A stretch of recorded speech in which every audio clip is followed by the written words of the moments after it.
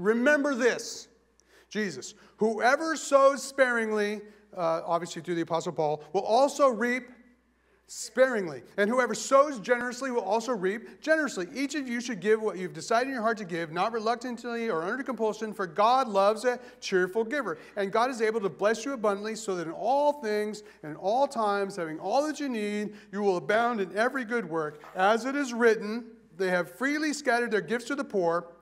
Their righteousness endures forever. Now he who supplies the seed to the sower and the bread for the food will also supply and increase your store of seed and will enlarge the harvest of your righteousness.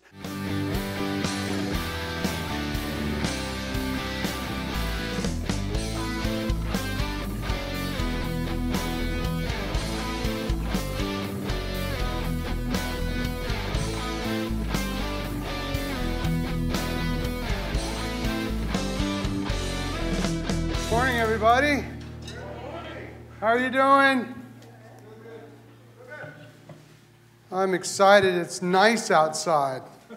I was stationed in Ohio as an Air Force officer, and we got stuck here. We got roots that we couldn't leave, so we've been here about, 25 years, but I never liked that 4 months, kind of between November and when it gets nice out. Anybody else with me? It's Ohio. Good grief. Today I'm thinking about playing a little golf. I haven't played golf in like 4 months. And then Wednesday, it's supposed to snow. So, yeah. Don't you love Ohio? Anyway, I've been preaching this series. So if there's anyone here, hasn't been here, I'll kind of catch up a little bit. We're calling it Mission Possible. And what we're basically doing is taking just a few weeks and looking at the mission that Jesus left the church with. And I've kind of been going on for weeks about the realization that the church is doing all kinds of things that Jesus never told us to do. And we're doing all kinds of things that, that we're not supposed to be doing, and, kind of get mixed up. And so as an old Air Force officer, it's always good to go back to the mission. And the mission that Jesus gave the church is called the Great Commission. Hey, not the average commission, right? It's coming from God, and he's giving it to his disciples, and he's saying, this is what I want you to be doing 24/7, 365 until I come back again. And it's in Matthew 28. Now, if you haven't been here before, there's lots of ways to follow along. Probably the best one is just to get the app. The church app. It's Harvest Dayton. You just search in your app store, Apple or Android, it doesn't matter, and then you can follow along. But what's cool about that is, you're taking in a lot of scripture really quick, and I'm saying a lot of things. All the notes are in there, all the scriptures are in there, so if you're confused about anything or if you want to look at it again, if you do that, at the very end, you just email it to yourself, and then you have it. So that's the best way. You can also grab the bulletin, or, it'll come up on the screen, or, God forbid, you could actually open a Bible. No one does that anymore, right? Matthew 28, Matthew, Mark, Luke, and John, so it's the first gospel, the 28th verse, and Jesus said this, all authority in heaven and earth has been given to me. Therefore, go and make disciples of all nations, baptizing them in the name of the Father, and of the Son, and of the Holy Spirit, and teaching them to obey everything I've commanded you, and surely I am with you always, to the very end of the age. And so that's the Great Commission. I want to make sure that you catch a few things. First of all, we have a little logo that we put together some years ago. And in the logo, you'll see on the outside edge, it says, reach, teach, and send. And so the very first part of the Great Commission, Jesus says, therefore, go. That would be reach. That's what Johnny was talking about this morning. We have to go out into the world. And then Jesus says, baptizing them in the name of the Father, Son, and the Holy Spirit. So when people believe, then you say, okay, you've been baptized by the Holy Spirit, now let's baptize you in water. And then he says, and then teaching them everything I've commanded you. And so we get the things that he taught us, not all the stuff that some churches will tell you. You can't wear pants, or you can't do this, or you can't, play cards. Not that craziness. Just what Jesus taught us. And then, of course, he says send, or we put send there, which means put them in the same ministry. Because every Christian has a job to reach out and evangelize and to reach and teach and raise their families at a minimum to know God, right? So, we call our church Harvest. That's from a verse, Galatians 6:9. It says you'll reap a harvest if you don't give up. To me, that's always a good reminder. Don't give up, even in it's tough days. But we take that grain analogy and we put the purposes of the church in the grain. Now, these aren't necessarily coming from the Great Commission. They're coming from the rest of the New Testament. But as you see them there, you see worship. Hopefully, we're just doing that. But as I preached a few weeks ago, worship is not just singing in church. It's how you live your life, everything that you do. 24/7, you're either worshiping or you're not. And then, of course, you have fellowship. And, I love to be with the brothers and sisters. Some will say, you're not very pastorally. You like kick people and give people wedgies. Well, that's just fellowship, okay? It's just fellowship. Last week, I did do a little spin kick and kicked a kid. And, it was an accident, kind of. Anyway, then we do evangelism, which is the go, right? It's a big word, evangelism. And I'm going to tell you guys a little bit later, in my heart, I'm an evangelist. But for 20 years, I wouldn't even say that because I just don't like what some people have done to the word evangelist, right? I mean, TV evangelists and all their scams and all the drama that they've pulled out in the last 30 years. But in my heart, I am a guy who says if we don't reach people, then they're separated from God. And that's kind of my heartbeat. And so that's a big part of our mission. And then, of course, we have missions, which a lot of people get confused about. Missions is not necessarily, I just had a friend send me a video 21 minutes long about this trip they took to India and how they're doing all this stuff. India is cool, Nairobi is cool. My personal heart is really just for West Carrollton or Kettering or Dayton. I mean, there's plenty of missions to do right here, and that's just kind of where my heartbeat is. And so we have a home for girls, for example, in Dayton. I mean, does Dayton need help? Right? And somebody once said, you call yourself a missionary, and I do. And they said, why don't you go somewhere? I said, well, if you show me more godless people, I'll go. They didn't like that very much. Well, it's true, but that's a big part of it. And then discipleship, which is teaching, learning. And so we do that here on Sunday morning, some. We do growth groups, we do Bible studies, but that's what we're supposed to be doing. So reach, teach, send, and then the 5 purposes of the church. And then if you see the bottom, we have prayer, which is, our communication with God through Jesus Christ, His Son. And we believe that fuels ministry, that God helps those, who speak to Him and make their requests known. Now, last week I talked about fellowship, and I talked about it a couple weeks because it's super important, and, it seems like the thing that keeps people from church often is the fellowship or, the lack thereof, or maybe the fighting in between, and so I don't want to get into that anymore. What I want to do today is kind of slide into a little bit more of the how, kind of the how we perform this mission that God has given us. Obviously, we pray, right? And don't miss this point when Jesus said, and surely I am with you always to the very end of the age. What he's saying is, I'm here.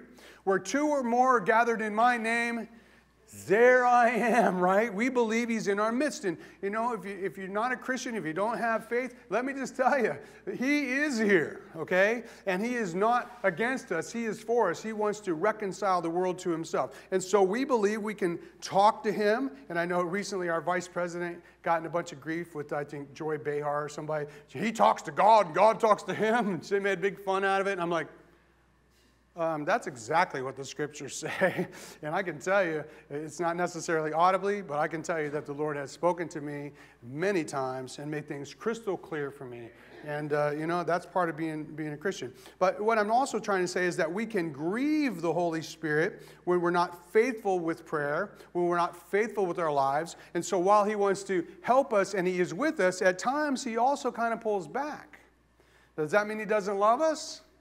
No, that's not the case at all. But like a parent who loves a child but does not approve of their actions, right? You can kind of remove your help. And so you love them, but you don't necessarily trust them. And so what I'm talking about today is praying, but I want to kind of get into a little bit more of that because God says that we need to pray, and I'm going to talk about that next week, and he does say that he's near us, but it does not remove our personal responsibility to actually do something. Amen? You can pray, and I know that you can communicate with God through the blood of Christ. We believe that we can make our requests directly to the throne of God. Now, I don't know if you get weird like I do, but I got times when I think my prayers are strong, sometimes when they're weak. They kind of go through deserts at times. Yesterday I was praying, and I don't know why, but I just thought about the universe and the expanses of just amazing, things that we can't even conceive. And I was just overwhelmed with the fact that the God who does all of that, like with his word, wants to hear from me and wants to hear my request and cares about little old Jim. And I don't know if you ever get like that, but it's awesome. But at the same time, he's not saying, just sit here and pray to me all the time. He's saying, I have work for you to do, or I wouldn't have said, go, reach, baptize, teach, right? And so we walk and we talk all the time with him. But I love this fact that Jesus has put specific people with specific gifts in specific places at specific times in specific churches. And so you might have a gift that, you're really great at prayer. You might have a gift that you're really good at something, but he puts us together and he says, I want you to actually be the parts of the body that I've called you to be. Now, I'm not getting into all those verses today, but listen, the ear can't say to the eye, I don't need you, right? That's right. And there's lots of scriptures like that. The hand can't say to the foot, right? I don't need you. We need each other and together. But here's the thing. I love this. This is an old Middle Eastern proverb. It's not in the Bible. And here it goes. I'm going to put it up on the screen. While you pray, move your feet. Like a duck on the water, right? It looks smooth, right? But underneath, right? And so what I'm saying is we pray and we say, Lord, we need you. We got this mission that you gave us. But we're not just sitting around. We're busy. We got stuff to do. Here's James saying, the brother of Jesus saying this, James 2:15-16. Suppose a brother or a sister is without clothes and daily food. If one of you says, go in peace, keep warm and well fed, but does nothing about their physical needs, what good is it? Right? You see someone naked and hungry and you're like, hey bro, what's up? Got to go to church. And that would seem cockamamie if it wasn't so true that we do that. Now, I know we live in a world that's a little complicated because people get, help from the government, and sometimes they spend that on things they shouldn't and get drugs, and I know it's complicated, okay? But what I'm saying is to say that you love God and that you communicate with him and that he communicates back and to not care about people is not Christian. It's not God-like. It's not servant-oriented. So are you with me? Okay, well, listen, let me give you a little bit of a disclaimer. Today, I'm going to talk about money, okay? And so I hate that stuff. I got money in my bowl up here. I got my plate. I got the bread. I'm like, which one do you trust in? Do you trust in this one or this one? Nobody wants to talk about money, right? I know, and that's the problem, is because I go years and years and I never talk about money, but the reality is, if we don't actually get down to it and say, which one do you trust in, the bread of life or the bread of life, right? Do we actually get to the root of the problem? Today I want to kind of take this apart a little bit because I think it actually might be the root of some of what kind of ails us. But I also want to say this. If you are a guest here today, I'm not talking to you. Listen, take some notes. Maybe you can learn something. If you've just been here a few weeks or something, this is really not about you. I'm talking to members here, regular attenders, people who would call this their church, members of the Lord's army who were stationed here, at Harvest. I'm talking to you. And I'm not trying to beat up anybody. I just really want to open up the scriptures, kind of look at our situation and say, is this where we should be? Is this how we should be doing it? And so I'm calling this sermon the bride's purse. Jesus said, you are my bride, okay? You are my bride. And there's a lot of imagery in the scriptures about what that means. A bride is a helpmate, yes? A helpmate, right? And equal. And I know we look at this a little bit differently maybe in our times, but we are brothers and sisters of the Lord Jesus. We're like on par with him in the Lord's eyes, which kind of blows my mind, And he says we're also his bride, which means we're his helpmate, which means we don't have our mission, we have his mission, which we're doing, and it's complicated, but it's also pretty amazing, really, when you think about it, that God would trust us, sinful, people that are notorious with sliding backwards, and he would trust us with the mission. And it just blows my mind. But let me just tell you this. We started this church a little about 4 years ago. We had our first service, Easter of 2014. And so we've been here just a few years, and not one time since the day I elected to be the pastor here, or was that called to be the pastor, not one time when the DP&L bill came was I able just to call them up and say, hey, God bless you guys. God bless you, You guys are doing good work. They don't care about that. They want money, okay? And you know, say, well, that's Dayton Power and Light. They're a big company, you know. No, even West Carrollton Water, they don't care. I'm like, hey, God bless you guys. No, they're like, send the money or we turn off the water. Is that what happens at your house? Yeah, it's just the way that it is. And so the truth is, I think that often, because when I sit there behind the desk and I'm trying to figure it out, or now most of the time Susan, my secretary, does it, she calls and she says, Jim, we don't have enough money. I'm like, I think the Lord's army has been up to some things they shouldn't have been up to, right? I know we're not a big church, but we don't necessarily have big bills either, but we're supposed to be paying them. So we are not doing things that a lot of churches are doing that I think are wrong. Let me give you one. We're not servicing a mortgage on a huge building, right? I know church, in fact, the church in the Miami Valley that I was ordained in, I'll skip their name for the moment, millions of, more than a $10 million building, they just wound up selling it. Because the congregation got split in half, and then it kind of got split in half again, and now they just sold their building to Sinclair, and it's because they can't service the mortgage anymore, and because they've made, I guess, maybe ill-advised decisions about what to build and, you know, what to do. And I just hate it when churches do that. We're not doing that.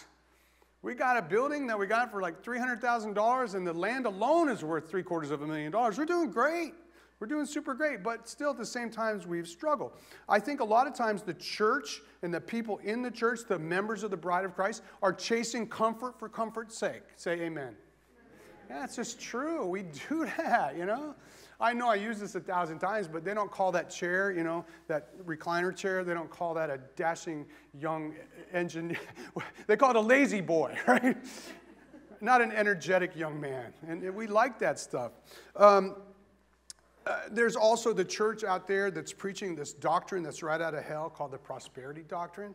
And that is the doctrine that God wants everybody to be rich. And, you know, and if you're not getting rich, it means because you're not giving your preacher enough money and, you know, you need to sow more seeds. I mean, that's right out of hell. It's just not even close to true. Jesus didn't say anything about that stuff. But what is true, I believe, is that the army of God has been undersupplied in some ways. I think it really has, and because we don't understand really kind of how it's supposed to be. And what we do is we kind of take on the world's way of thinking about things. Now I already said this, in my heart of hearts, I'm an evangelist. What that means is that when my heart beats in the morning, early in the morning, I just have this overwhelming feeling, knowledge that those who die apart from the knowledge of Jesus Christ, their Lord and Savior, that they're damned. And you don't want it. You don't want that. I know it's a gift, but it's also a curse. Because I struggle, you know, in the grocery store, if you see somebody, should I pray for that person? I talk to that person? I mean, I don't want to be that guy who's throwing, but that's my thing. And as a result of that, I don't ever want to talk about money. Ever. We had a church meeting the other day, and I just said, I'm from a different day, a different age, a different way to think about stuff. If you come to my house, I will never pass the plate, ever.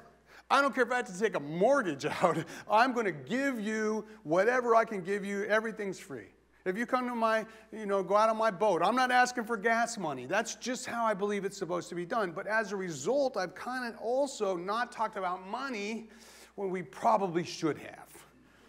So I don't ever, though, want to get a dollar between somebody who comes in here and says, hey, I want to know about the Lord. My struggles are big. And it's another sermon about money from another stupid preacher, right? And it pushes people away, and I don't ever want to do that. So today, you can be sure of this. I'm not going to pass the plate. I did bring one up here, but it's just the prop. It doesn't mean anything. So anyway, when I was young, we never talked about three things. Some of the people who are in their 50s, 60s, 70s, you know this. You never talk about money, religion, or politics, right? So here's the thing. First of all, we're in church, so religion is going to come up. You know, that's just, we can just skip that one, right? And all of you talk about politics on your social media all the time. So that egg has already been cracked, right? I mean, if you don't, you're reading it, you probably have an opinion even if you don't share it. And in families, you got to talk about money. Listen, I don't get the bills out in front of my kids and say, hey, everybody. But you know what I do? I'm like, turn the freaking light off or I'm going to kill you, you know. There's no reason to pay for that, you know. You're just wasting our money. So anyway, in families, it do has to come up. Here's here's the meanest thing I'm going to say all day today. Here's the meanest thing I'm going to say. This is our budget shortfall in 2017. Ouch. It's about $5,000 a month.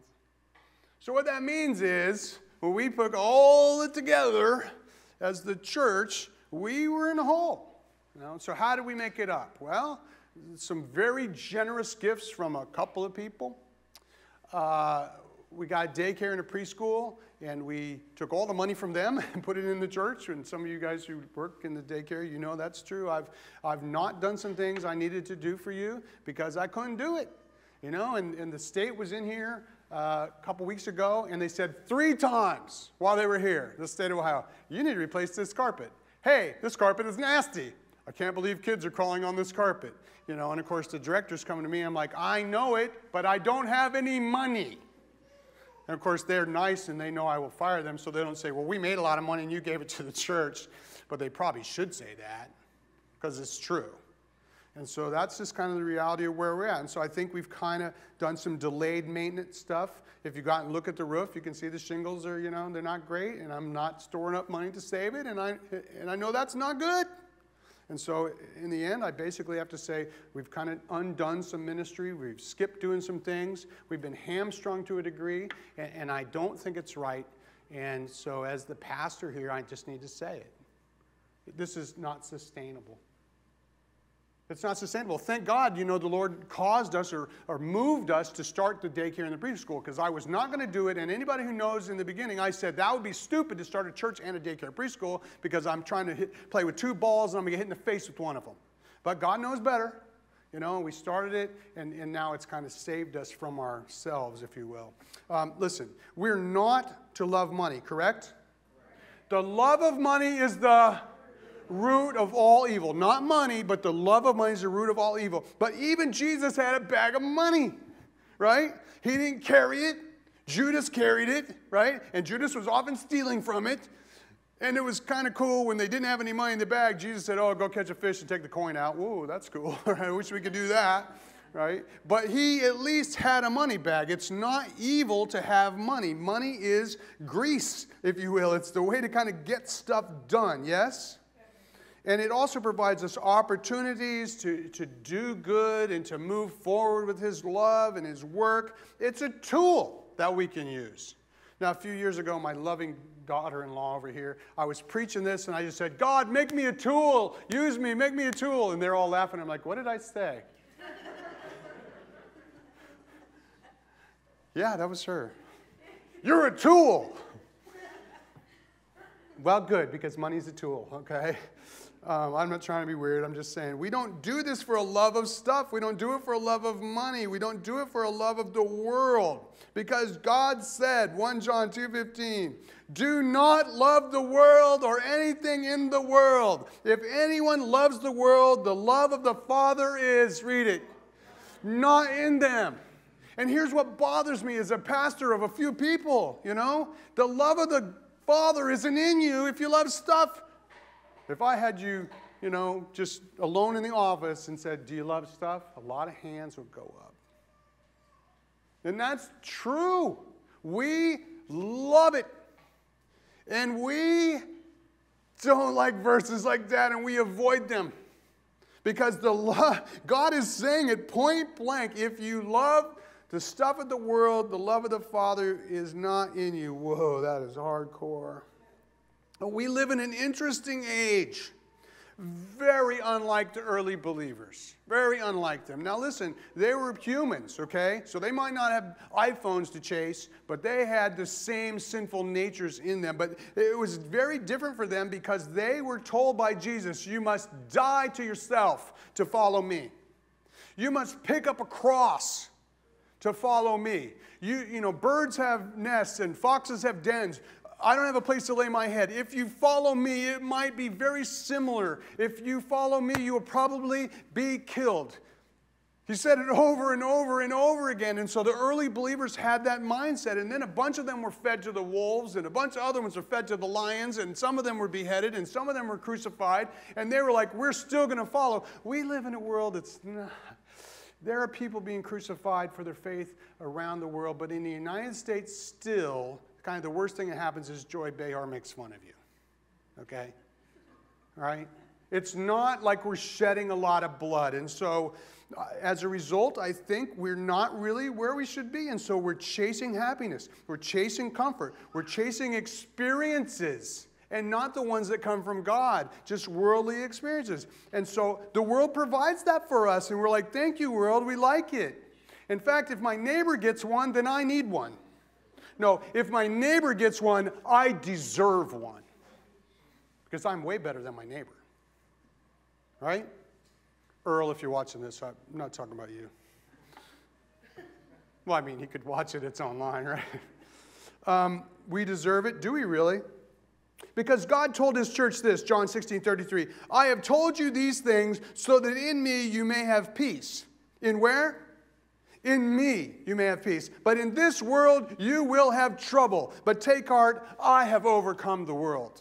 That's what Jesus is saying. In this world you're going to have trouble, but what you have is me. You have the fact that my blood was poured out. I love you that much, and you can be saved from what you have in you, which is sin.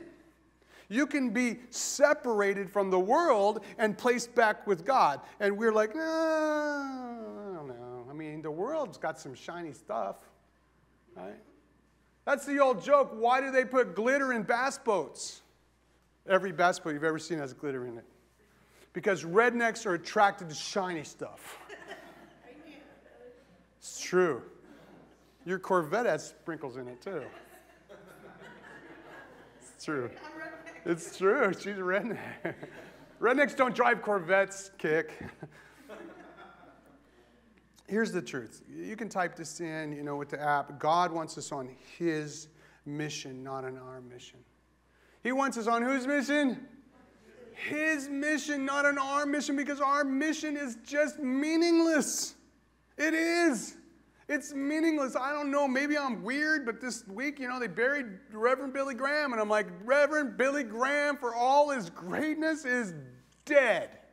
In the ground, buried. Over. And not one of us will escape it. Not one of us will escape it. The question is, will anybody quote anything we said after we're gone? Right? Will they say, yeah, well, my parents were about this, and my parents were... I want my family to know I am in love with the one who saved me. And yeah, we got some stuff, it's not like that, but I'm telling you, I tithe. I've been tithing for 25 years. I give 1/10 of everything I get. My wife and I do that, and God, you just can't outgive him. You can't. People are like, well, you got a lake house. Well, I got a lake house because I got so much money, I didn't know what to do with it. So I gave a bunch away, and then I got some more. That's true. Malachi 3, that is true. God says if you do that, you won't even know where to put it. Okay, I don't have that much, but it's true. That's kind of how he works. He just does that. And so here's 2 Timothy 2:4. No one serving as a soldier gets entangled in civilian affairs, but rather tries to please his commanding officer. God wants us on his mission, not on our mission. When I was stationed at Homestead Air Force Base, I got involved with the Civilian Affairs Committee.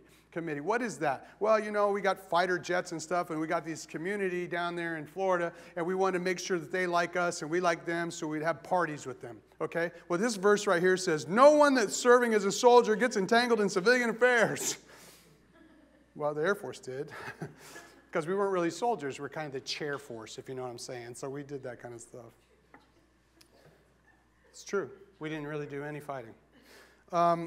And so what God says, no, listen, that's not the way it works. You're doing all this stuff. That's not the way it works. Romans 12:2, it says, you are transformed by a renewing of your mind. You're transformed by renewing your mind. How? How does it work? Well, because what happens is when you get into this and you actually start reading the stuff written in red and you start understanding, the prophets and not what everyone says the Bible says, but what it actually says. When you get into that, the Word has a way to change the way you think, to transform you. Then you can see what's real. Then you can see what's actually happening beyond what you can see.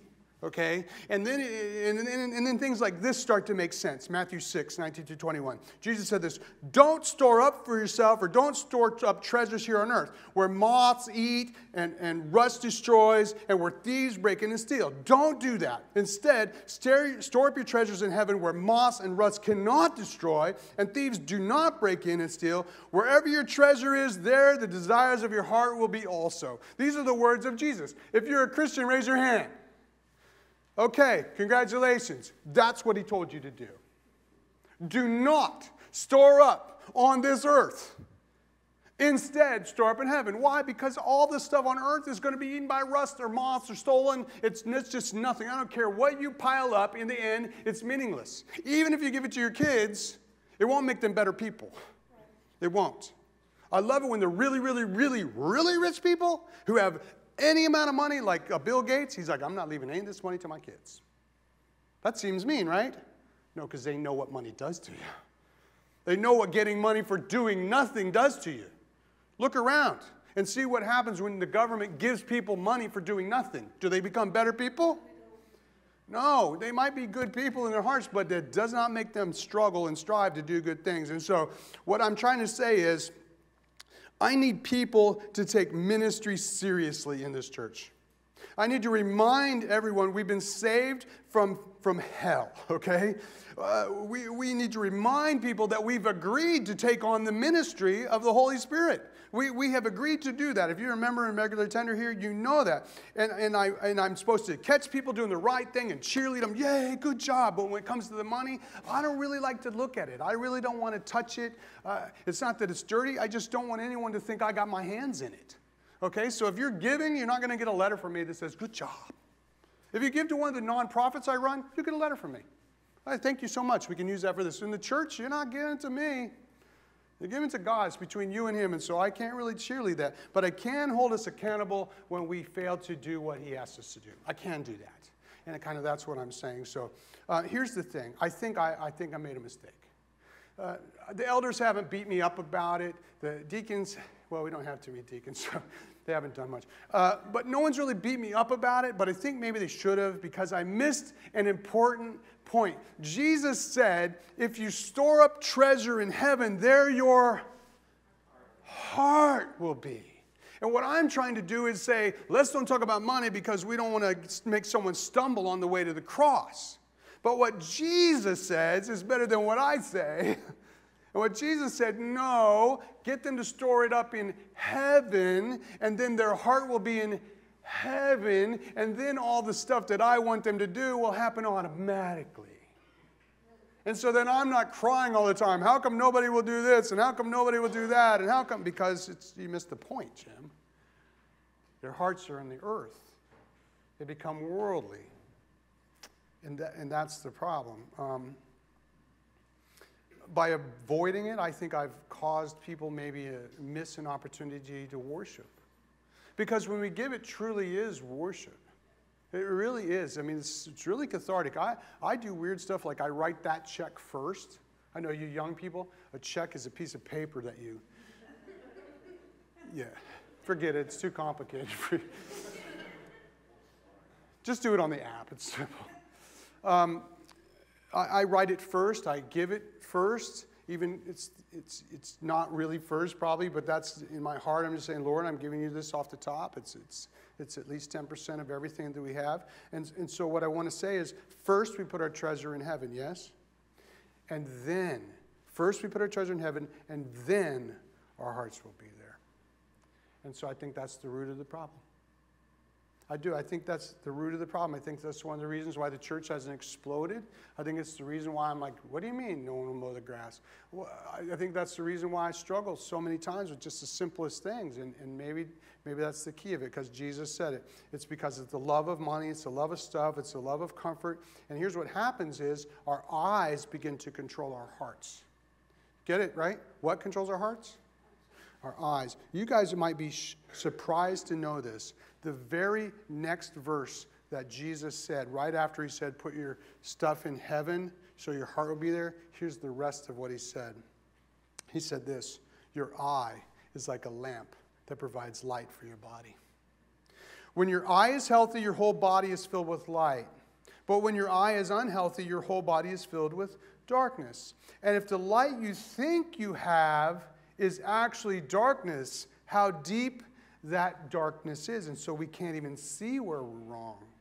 No one can serve two masters, for you will hate one and love the other. You will be devoted to one and despise the other. You cannot serve God and be enslaved to money. He's saying you cannot serve God and be enslaved to gain, to wanting to get more.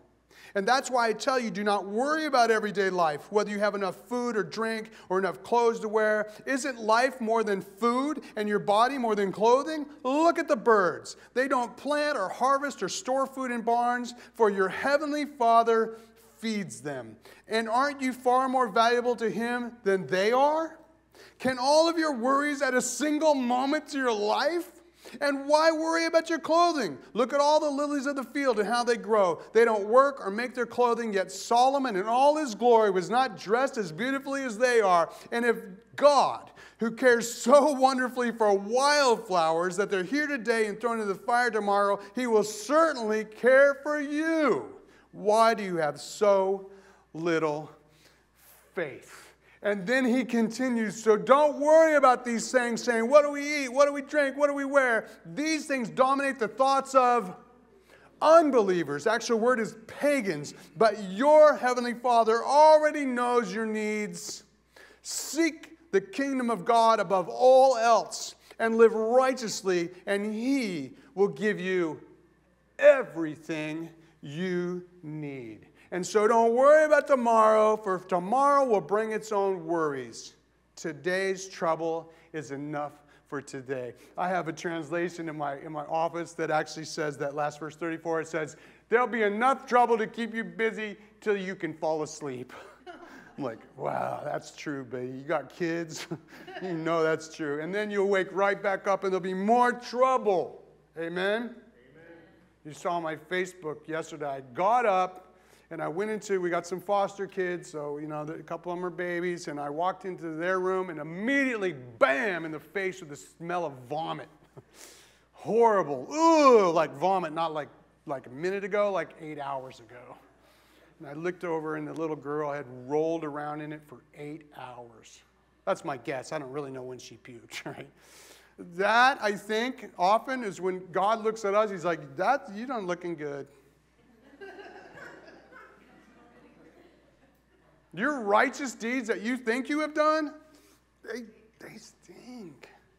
They are not righteous deeds at all. In fact, you're a lot about yourself. And so is that the way the average American Christian thinks, what Jesus just said? Is that the way the average American Christian thinks? Don't worry about what you're going to wear. Don't worry about what you're going to eat. Don't worry about anything. There's going to be enough trouble for today. I got it all under control. Trust God. If you don't do it, is that the way the average American Christian thinks? We've been infiltrated. We have been infiltrated with the lie. It is so far from what Jesus said that we can't even fathom it. We're like, what? What are you talking about? And then we're like, no. And you know what's going to happen? They're going to try to get my money. I know, guys, I've only been a Christian, like I said, 25 years or so. I was the guy I would put my wallet in the car. I would. And I still will. If I go to one of those things where everybody's, pretty soon the hat's coming out, I guarantee it. First they get your heart going, and they're like, yeah, don't you want to give? And they put some little homeless kid up on the screen. You hate that homeless kid if you don't get some money out. I know, go to my house, I got flat children on my fridge because I got trapped in that stuff. I'm not saying that's not God's work. I'm just saying I know what it means to be like, what? They're going to try to wrench the money out of my pocket. And that's why I don't like to do that. I don't even like to talk about it. But the truth is we have a problem with the way we're thinking. Listen, when you hear about the charitable things that other people do, does it give you a little pang of guilt in your heart? Does it? When you hear me say, I give 1/10 of all I get, I'm not trying to do that so you pat my back. Does it give you a little pang of guilt? When you see the home we have for girls, right? When there was a young lady here, it was her last day here last Sunday. I didn't announce it because I don't like to point them out when they live in the house. When she left, she'd been here a couple years. She tagged me on Facebook and a few other people. Moved my heart, right? If any of you see that, did it say to you, I wasn't really helping with that. Because you should be. The whole time they live in the house, they have to come to this church. And I think sometimes maybe we're way off track. God says this. Some trust in chariots and some trust in horses, but we trust in the name of the Lord our God. Some trust in what? Chariots. That's their ability to fight. And some trust in horses. That's their ability to run. But we trust in our God. That's what we are supposed to be saying. That's what's supposed to be happening. And so what Jesus says is this, following me requires faith and it requires sacrifice. That's what he says. Following me requires faith. That means you say, I gave it away and I know that he's going to provide. I know it. I shouldn't even bring this up. Yesterday, I could play it right now on my iPhone. I took the kids to the park just because I was tired of listening to them run around the house. Not because I'm a great dad. And I'm sitting in the car, listening to YouTube. Right? And a friend calls and he said something that we had done. He saw, I don't know why he saw it, but he did. He knew about it.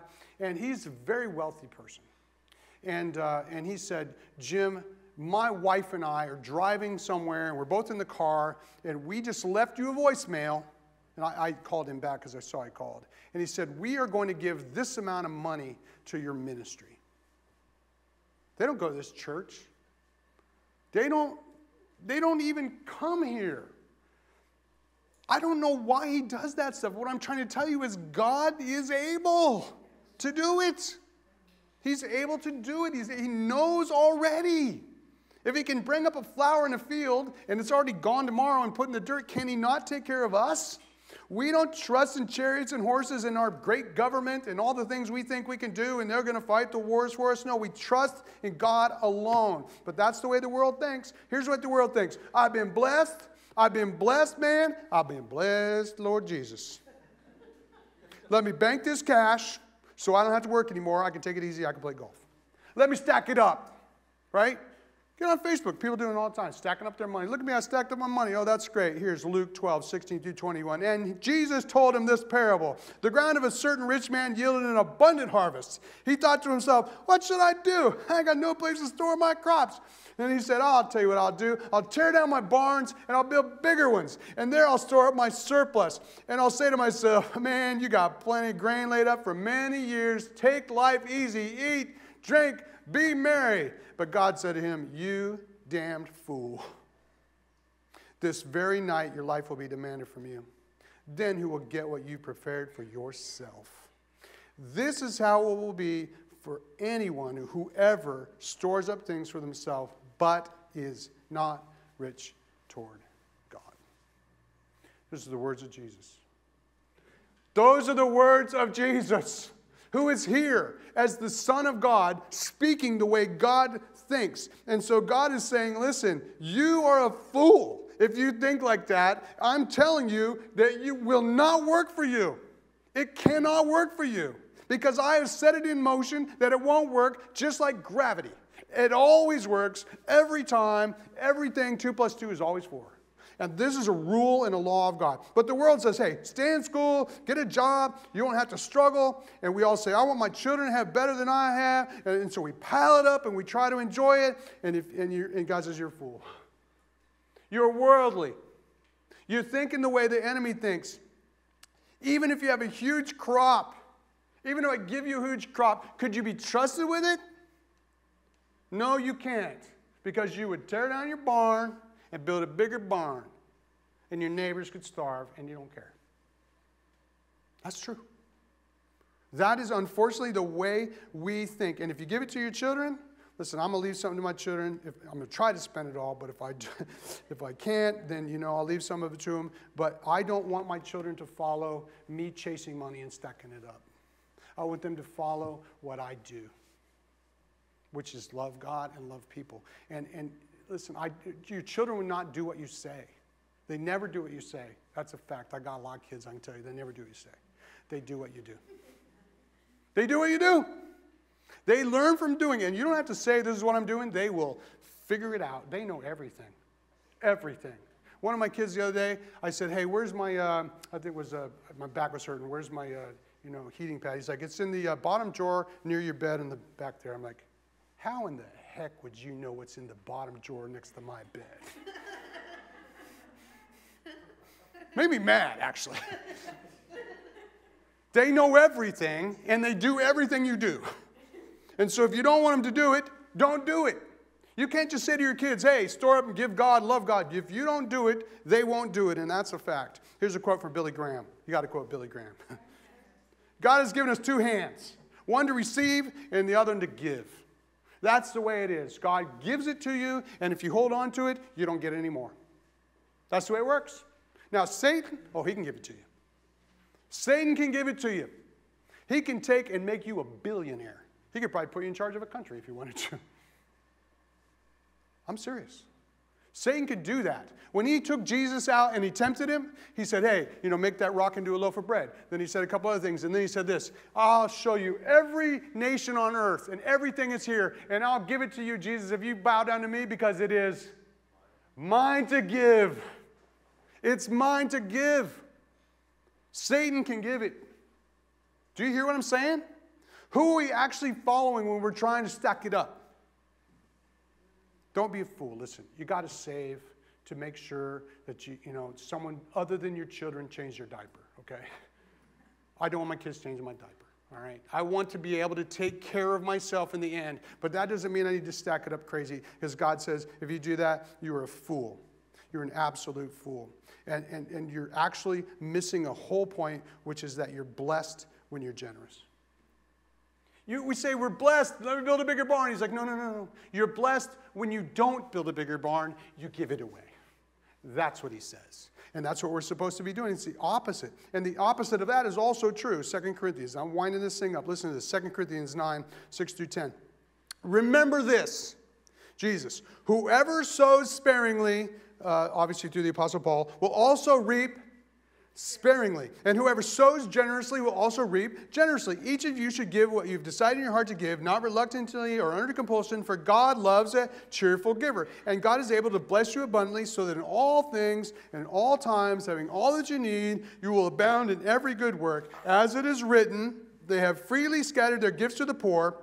Their righteousness endures forever. Now he who supplies the seed to the sower and the bread for the food will also supply and increase your store of seed and will enlarge the harvest of your righteousness. There's a ton of stuff in there, but I can tell you that it is the last part that really moves me. He who supplies the seed for the sower and the bread for the food will also increase your store. Who is the he? It's God.